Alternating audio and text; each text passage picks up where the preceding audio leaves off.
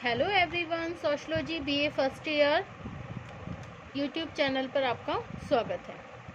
Today's topic is cities. Okay, second paper हमारा है ये सोशलॉजी का, और इसमें आज का टॉपिक है हमारा नगर मीन्स सिटीज़। ओके, तो आज का टॉपिक हमारा क्या है? सिटी मतलब नगर।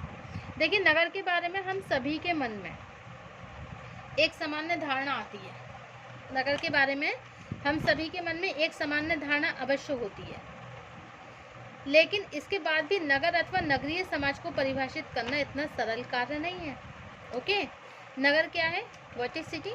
इसे स्पष्ट करने के लिए कुछ परिभाषाओं को समझना आवश्यक है। अकॉर्डिंग टू बर्गेल ने आर्थिक आधार पर नगर को परिभाषित करते हुए लिखा है कि नगर वह समुदाय है जिसके अधिकांश निवासी कृषि के अतिरिक्त दूसरे व्यवसायों में व्यस्त हों।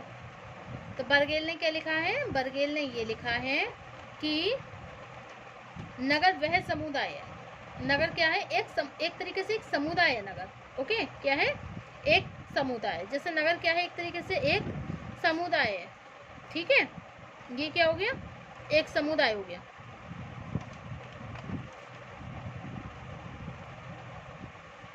तो नगर क्या हो गया? एक समुदाय हो गया। अब यहाँ के जो अधिकांश निवासी हैं वो कृषि के अतिरिक्त दूसरे व्यवसाय में व्यस्त हों। कृषि के, नगर का जो व्यवसाय है, नगर वह समुदाय है जिसके अधिकांश निवासी कृषि के अतिरिक्त मतलब कृषि के अलावा यहाँ के निवासी जो हैं, नगर क्या है? एक समुदाय है। ओके, नगर क्या है? एक समुदाय है, और यहाँ के जो निवासी हैं वो क्या करते हैं? कृषि के अतिरिक्त दूसरे व्यवसायों में व्यस्त होते हैं। वो क्या कहलाता है? नगर कहलाता है। Is it clear? तो अकॉर्डिंग टू लूमिस ने भी कहा है, नगर एक ऐसा समाज है जिसे अन्य समाजों से जनसंख्या के आकार और घनत्व, व्यवसाय की प्रकृति तथा सामाजिक संबंधों की भिन्नता जैसी विशेषताओं के आधार पर पृथक किया जा सकता है। अकॉर्डिंग टू लूमिस ने क्या कहा है कि ये एक ऐसा समाज है। लूमिस ने क्या कहा है? एक ऐसा समाज है जिसे अन्य समाजों से नगर के आकार और घनत्व, व्यवसाय की प्रकृति तथा सामाजिक संबंधों की भिन्नता जैसी विशेषताओं के आधार पर पृथक किया जा सकता है। ओके, तो ये क्या है? नगर की परिभाषा किसके द्वारा है? अकॉर्डिंग टू लूमिस ने यह भी कहा है कि a city is a large human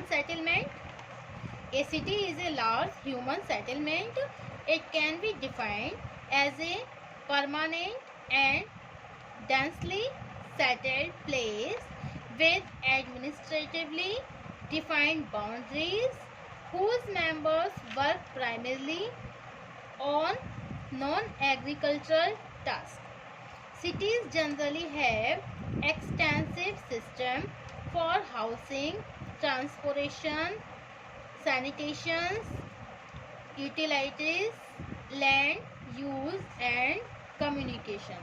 Okay, then A city is a large human settlement. जहाँ पे शहर क्या होता है? जहाँ पे बहुत बड़ी संख्या में व्यक्ति रहते हैं। It can be defined as a permanent. इसको डिफाइन कर सकते हैं एज अ परमानेंट रहते हैं।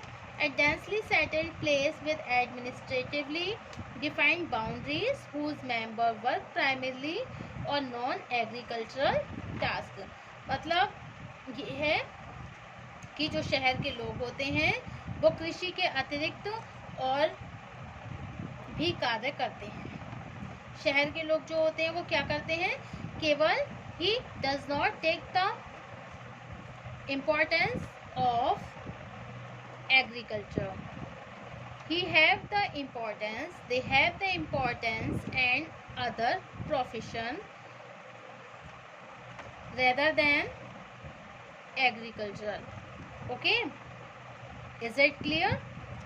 तो लूमिस ने क्या बोला है कि city is a large human settlement. It can be defined as a permanent and densely settled place with administratively defined boundaries whose members work primarily on non agricultural task. Okay, Cities generally have extensive system for housing, transportation, sanitation and utilities, land use and communication. Is it clear? And next, in other words, we can say that any large town or populous place. Okay, city is a large town. A city is an area in which a large number of people live fairly.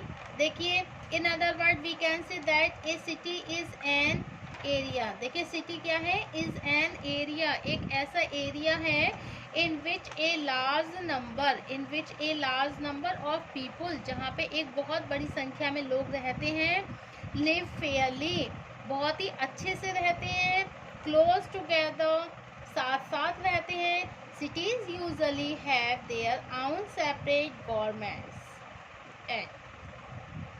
Okay, so we can say in other words that city is an area in which a large numbers of people live fairly close together.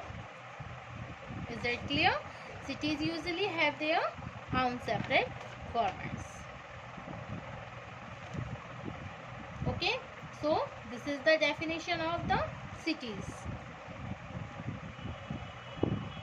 तो नगर एक ऐसा समाज है जिसे अन्य समाजों से जनसंख्या के आकार और घनत्व, व्यवसाय की प्रकृति तथा सामाजिक संबंधों की भिन्नता जैसी विशेषताओं के आधार पर पृथक किया जा सकता है.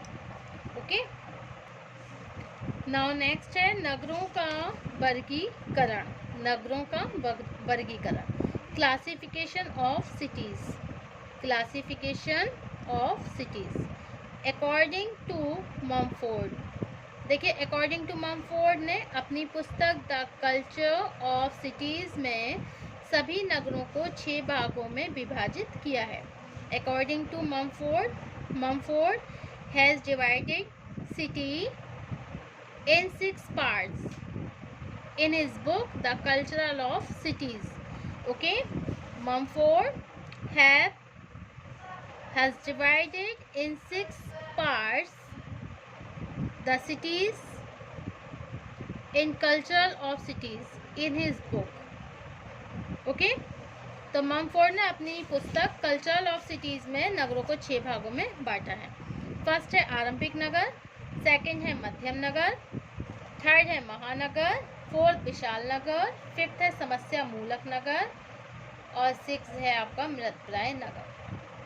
ओके, फर्स्ट आरंभिक नगर यूपोलिश, सेकंड मध्यम नगर पॉलिश, थर्ड महानगर मेट्रोपोलिश, विशाल नगर मेगापोलिश, समस्या मूलक नगर टायरोनोपोलिश एंड मृतप्राय नगर necropolis. Okay, so this is the classifications of cities. This is the main classification of cities. Mumford has divided 6 parts in his book The Culture of Cities.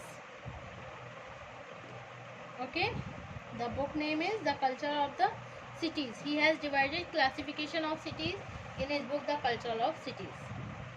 He has divided it in 6 parts.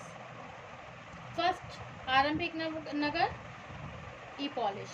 ये वो नगर होते हैं जो विकास के आरंभिक स्तर को स्पष्ट करते हैं. आरंभिक नगरों में धर्म का विशेष महत्व था, अतः यहाँ धार्मिक विश्वासों से संबंधित बड़ी बड़ी इमारतों का निर्माण भी होता है. ओके, इन नगरों में व्यक्तियों के संबंध भी अधिक औपचारिक प्रवृत्ति के नहीं होते. नेक्स्ट है आपका मध्यम नगर. मध्यम नगर में क्या आएगा? इन नगरों का विकास बड़े बड़े गांव का विस्तार होने से हुआ है. इसी कारण यह नगर आसपास के ग्रामीण क्षेत्रों की आवश्यकताओं को पूरा करने के केंद्र बन गए. इन नगरों में ग्रामीण और नगरीय विशेषताओं का एक मिश्रित रूप देखने के लिए मिलता है. ओके, नेक्स्ट पॉइंट है आपका महानगर मेट्रोपोलिस. महानगर जब एक ही स्थान पर यातायात, पीने के पानी, उत्पादन के लिए कच्चे माल, मनोरंजन संबंधी सुविधाएं, व्यापार के लिए समुचित वातावरण तथा शिक्षा संबंधी सुविधाएं साथ साथ उपलब्ध हो जाती हैं, तब ऐसे स्थान महानगर के रूप में विकसित हो जाते हैं। इन नगरों की जनसंख्या बहुत अधिक होती है। ओके, सो नेक्स्ट पॉइंट है आपका विशाल नगर, मेगापोलिस। इनका आकार महानगरों से बड़ा होता है। व्यापार और वाणिज्य का केंद्र होने के साथ यह एक सैन्य शक्ति का भी केंद्र होते हैं। देश की राजनीति को प्रभावित करने में इनका विशेष योगदान होता है। इनमें आर्थिक विषमताएं अपनी चरम सीमा पर होने के साथ ही निवासियों के जीवन में बहुत व्यस्तता देखने के लिए मिलती है। भारत में मुंबई, दिल्ली, कोलकाता तथा चेन्नई, बंगलोर तथा हैदराबाद विशाल नगरों के ही उदाहरण हैं। ओके, अब नेक्स्ट है आपका समस्या मूलक नगर।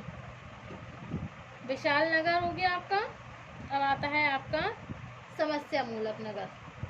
समस्या मूलक नगर में क्या आएगा? टेरानोपोलिस, समस्या मूलक नगर। समस्या मूलक ममफोर्ड ने इन नगरों को विशाल नगरों के एक आगामी चरण के रूप में स्पष्ट किया है। विशाल नगरों का आकार जब बहुत बढ़ जाता है तब यह विभिन्न प्रकार के अपराध, भ्रष्टाचार, नैतिक पतन, आर्थिक विषमताएं, बेकारी और बीमारी का केंद्र बन जाते हैं। ओके, अब नेक्स्ट पॉइंट है आपका मृतप्राय नगर, नेक्रोपोलिस। अकॉर्डिंग टू ममफोर्ड, दुनिया के इतिहास में सभी बड़े बड़े नगर अंततः कब्रिस्तान के रूप में परिवर्तित होते हुए देखे गए हैं। It's mean that the largest necropolis in the world is have to be converted in graveyard। Okay, इसका कारण यह है कि युद्ध के समय सबसे बड़े बड़े नगरों का ही विनाश होता था और किसी नगर में समस्याएं जब बहुत गंभीर होने लगती थी तब यहाँ जीवन का कोई मूल्य नहीं रहता था तथा नगर की संस्कृति नष्ट होने लगती थी और धीरे धीरे ऐसे नगर पुनः आरंभिक नगर के स्तर पर पहुंच जाते थे। ओके, अकॉर्डिंग टू मैकेंजी ने भी नगरों को 4 भागों में बांटा है। फर्स्ट प्राथमिक सेवा, सेकंड है वाणिज्य प्रधान नगर, थर्ड है औद्योगिक नगर, फोर्थ है मिश्रित नगर। ओके, और अकॉर्डिंग टू रीमन ने भी नगरों को 5 भागों में बांटा है। Has divided in 5 parts. Riemann has divided the cities in 5 parts. First संस्था, सेकंड व्यापारिक नगर, थर्ड औद्योगिक नगर, फोर्थ है महानगर और फिफ्थ है आपका पर्यटक नगर। Okay, so this is the topic of cities has to be end. Thank you for watching my video.